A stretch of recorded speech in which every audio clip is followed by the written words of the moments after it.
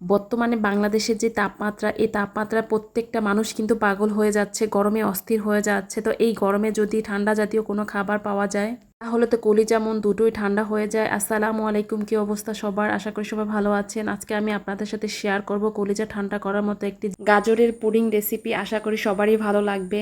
ঘরে থাকা সামান্য কিছু উপকরণ দিয়ে আজকে আমি আপনাদেরকে গাজরের পুডিং রেসিপিটি তৈরি করে দেখাবো। আজকের পুডিং রেসিপির জন্য এখানে 3টা গাজর আমি ব্যবহার করব। তো গাজরটাকে প্রথমে খোসাটাকে ছাড়িয়ে নিয়েছি, এরপর গাজরটাকে কেটে নিতে হবে। একটু তাড়াতাড়ি সিদ্ধ হওয়ার জন্য আমি এখানে ছোট ছোট করে কেটে নিয়েছি। এরপর একটি বাটির মধ্যে গাজরগুলো নিয়ে নিব। এরপর এগুলোকে ধুয়ে নিতে হবে। গাজরটাকে ভালো করে ধোয়ার পর এরপর গাজরগুলোকে সিদ্ধ করে নিব। তার জন্য এখানে পানিও দিয়ে চুলায় বসিয়ে দিব। গাজরগুলোকে ভালো করে সিদ্ধ করে নিতে হবে। তো অনেকে অনেক রকম ভাবে গাজরের পুডিং খেয়েছেন, কিন্তু আমার কাছে এইভাবে পুডিংটা বানালে কিন্তু অনেক বেশি মজা লাগে।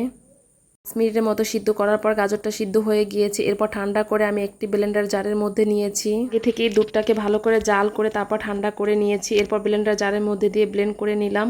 দুইবারে আমি গাজরগুলোকে ব্লেন্ড করে নিয়েছি। প্রথমবারে একবারে দিয়েছিলাম, ভেবেছিলাম একবারেই পারবো, কিন্তু হয়নি। গাজরটা ব্লেন্ড করা হয়ে গিয়েছে। এখন দিয়ে দিব পরিমাণ মতো চিনি। এখানে আমি 1 কাপ পরিমাণ চিনি ইউজ করেছি।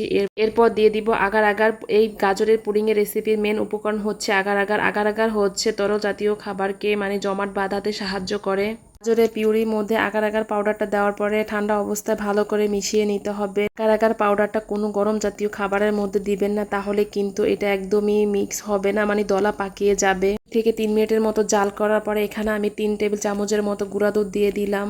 এরপর দিয়ে দিব 1 টেবিল চামচের মতো ঘি। এটা দিলে ফ্লেভারটা ভালো হবে পুডিং এর, এজন্য আর কি আমি দিয়েছি। আপনারা চাইলে স্কিপও করতে পারবেন। এখন আবারও ভালো করে মিশিয়ে নিব। এরপর 3 থেকে 4 মিনিট আবারও জাল করে নিতে হবে।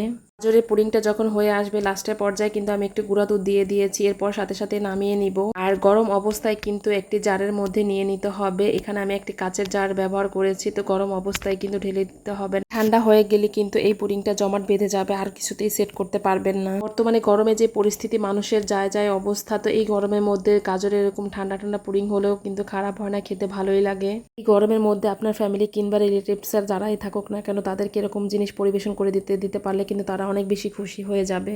যাই হোক, এখন এই পুডিংটা ঠান্ডা হওয়া পর্যন্ত ওয়েট করতে হবে। ঠান্ডা হয়ে গেলে দেন ফ্রিজে রেখে দিতে হবে। পুডিং জাতীয় সব খাবারই কিন্তু ঠান্ডা ঠান্ডা খেতে বেশি মজা লাগে। পুডিংটা ঠান্ডা হওয়ার পরে ফ্রিজে রেখে দিয়েছিলাম 3 থেকে 4 ঘন্টা পর্যন্ত। এই রকম ঠান্ডা ঠান্ডা জেলো পুডিং কিংবা গাজরের পুডিং বা কলিজা ঠান্ডা করার মতো পুডিং হলে আর কি লাগে বলেন তো। কাচের বাটিটা কিন্তু আমি এদিক ওদিক করছি, কিন্তু পুডিংটা কিন্তু পড়ে যাচ্ছে না, ভালোভাবে সেট হয়ে গিয়েছে। এখন একটি চাকু দিয়ে চারপাশটা একটু আলগা করে নিব। আলগা করে নেওয়ার পরে এরপর একটি প্লেট উপরে দিয়ে জাস্ট আস্তে করে উল্টে নেব। গাজরটা কিন্তু ভালোভাবেই ডিমোল্ড করতে পেরেছি। দেখেন গাজরটা কিন্তু একটুও কোথাও ভাঙেনি বা নষ্টও হয়নি। তো এরপর আমি এখানে একটু গুঁড়া দুধ দিয়ে দিয়েছিলাম। গুঁড়া দুধটা অপশনাল, এটা একটা সৌন্দর্যের জন্য আমি দিয়েছি জাস্ট আর কি। এরপর দিয়ে দিয়েছি গাজর। অনেকে হয়তো দেখে বুঝতে পারবে না যে এটা কিসের পুডিং, তার জন্যই গাজরের যে স্টার বা ফুলের ডিজাইনটা করে দিয়েছি। দেখতেই পাচ্ছেন কত সুন্দর হয়েছে আর কতটা লোভনীয় হয়েছে। এখন এডিটিং করতেছি, মনে হচ্ছে যে এখনো সামনে পেলে খেতে পারতাম বা খেতে ইচ্ছে করতেছে। গাজরে তো অনেক রেসিপি খেয়েছেন, কিংবা এইভাবে যদি রেসিপি না করে থাকেন তাহলে একবার হলো ট্রাই করে দেখতে পারেন। আশা করি আপনাদের কাছেও ভালো লাগবে।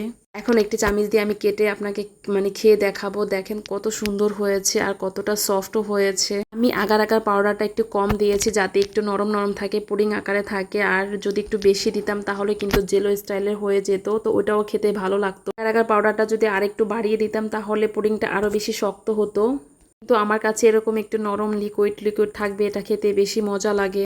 আমার এই গাজরের পুডিং রেসিপিটি যদি আপনাদের কাছে ভালো লাগে অবশ্যই লাইক, কমেন্ট অ্যান্ড শেয়ার করে পাশে থাকবেন। পুডিংটাকে কেটে নিচ্ছি যাতে সবাই একসাথে বসে খেতে পারি। আর দেখতেই পাচ্ছেন কি যে ভালো লাগছে দেখতে। গাজরের পুডিং খেতে খেতে আপনাদের কাছ থেকে বিদায় নিব। সবাই ভালো থাকবেন। আর রেসিপিটি যদি ভালো লাগে অবশ্যই বাসায় ট্রাই করবেন আর আমাকে অবশ্যই কিন্তু কমেন্টে জানাবেন।